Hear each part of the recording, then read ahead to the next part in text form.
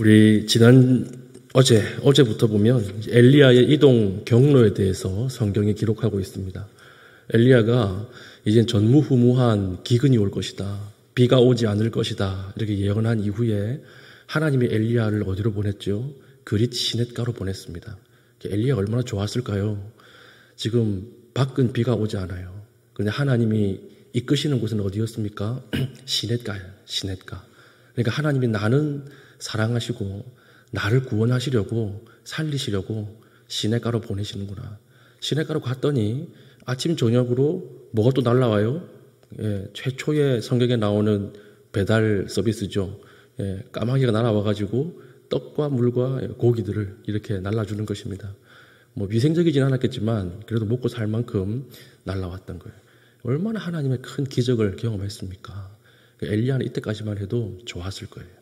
그런데 마지막에 어떻게 끝나요? 어저께 본문에 7절 땅에 비가 내리지 아니하므로 얼마 후에 그 시내가 마르니라. 이렇게 끝이 나죠. 시내도 말라가는 거예요. 그러면 엘리야가 얼마나 많은 갈등과 고민을 했을까요? 하나님이 오라고 해서 여기에 머무는데 하나님 그 뒤에 시냇물이 점점 말라가는데도 아무 응답을 하지 않는 거예요. 하나님 말씀하지 않는 것입니다. 여기에 더 머무는 것이 하나님의 뜻인가? 아니면 다른 곳으로 내려가는 것이 하나님의 뜻인가? 시냇가의 물이 점점점 말라갈 때마다 이런 고민을 하지 않았겠습니까? 근데 시냇가의 물이 완전히 마르고 나서 8절 오늘 어떻게 시작해요? 하나님의 말씀이 임하는 것입니다. 자, 너는 지금 이제 물이 다 말랐으니까 이제 내려가라. 어디로 내려가라 그래요? 시돈에 속한 사르밧으로 가서 거기에 과부를 찾아라. 그 과부를 통해서 내가 너를 먹일 것이다.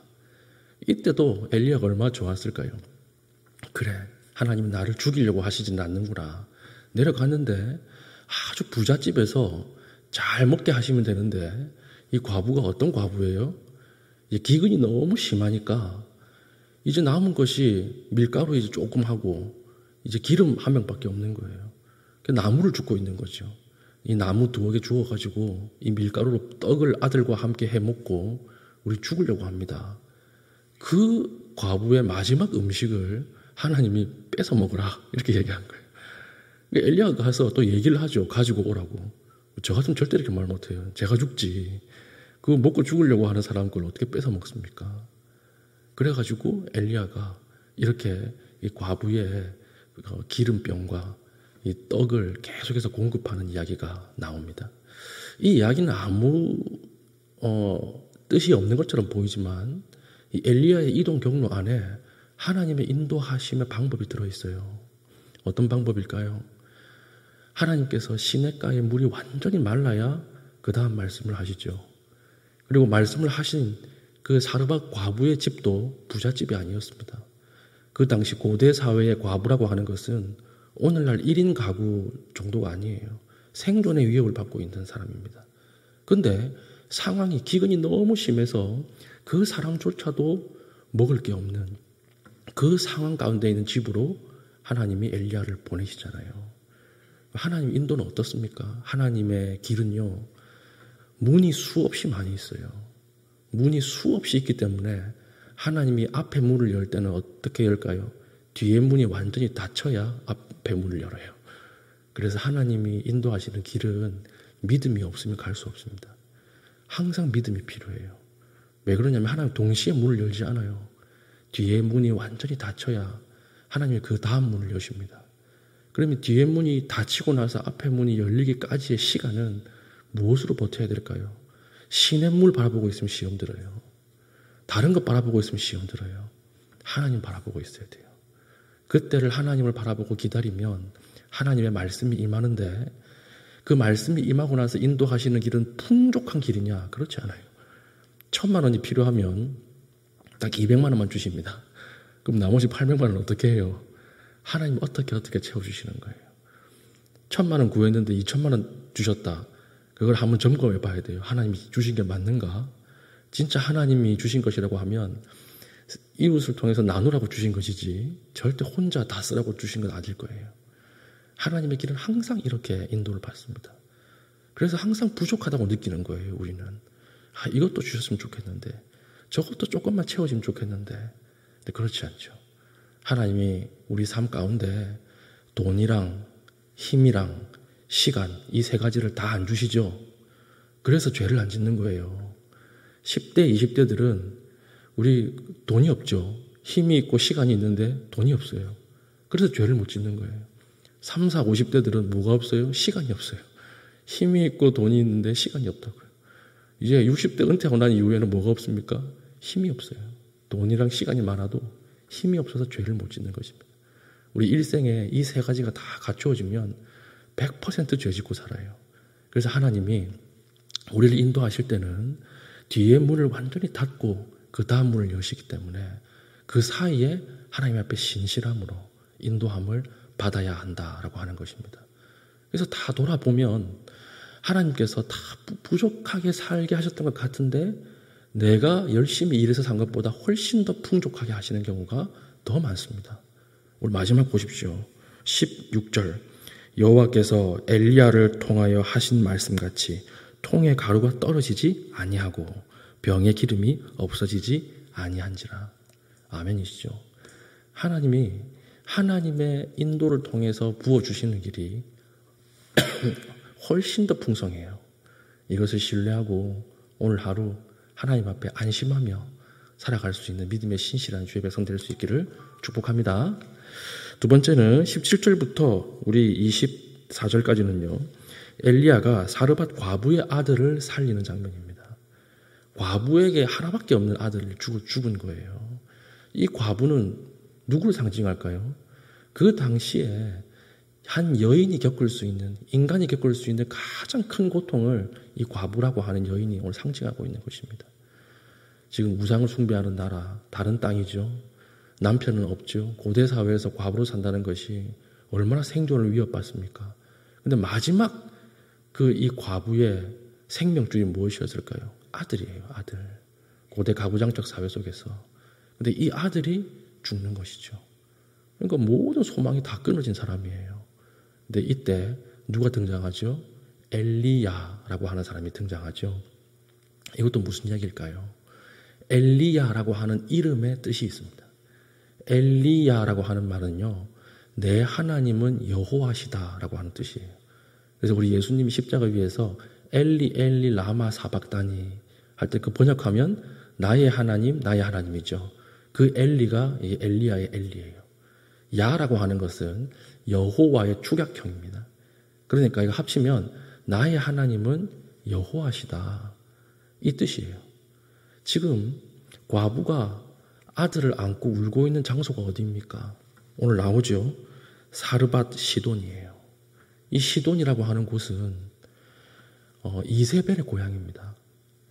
가장 성경에서 악했던 이세벨의 고향이었고 이 이세벨이 섬기던 신이 어떤 신이었어요?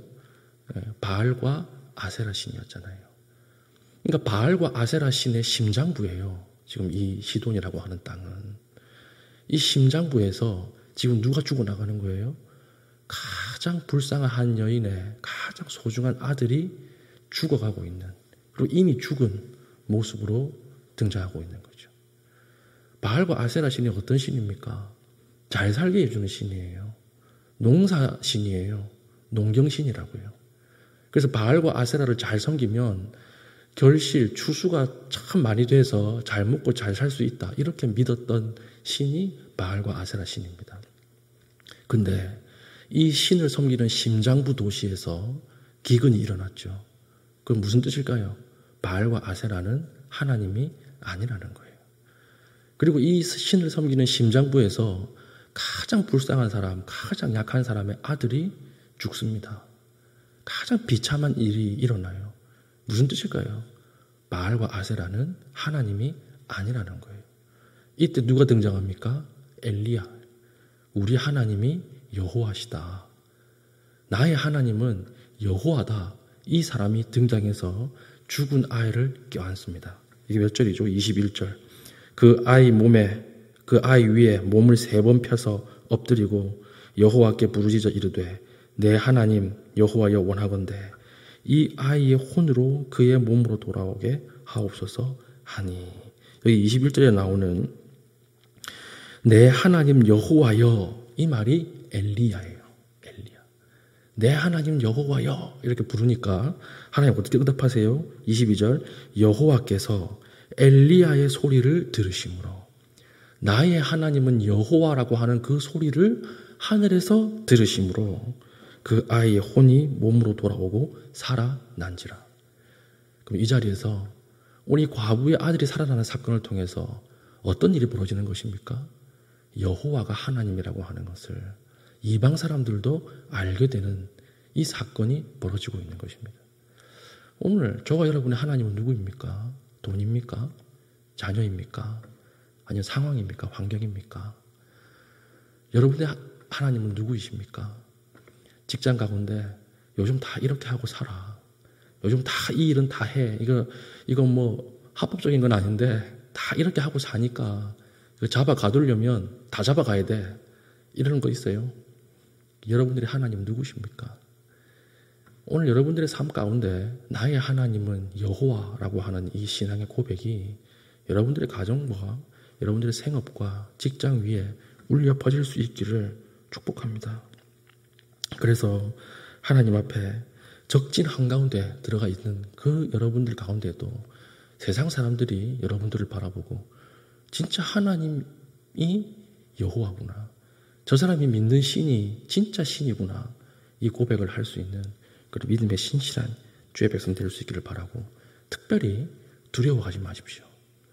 세상 가운데 두려워하지 마시고 오늘 살아가는 가운데 굶어 죽을까 아니면 안 좋게 죽지 않을까 이런 생각하지 마시고, 잘리지 않을까 이런 생각하지 마시고, 하나님을 의지하시고 하나님 앞에 한 걸음 한 걸음 오늘 걸어 나갈 수 있는 신실한 갈매기의 교우 될 수 있기를 축복합니다.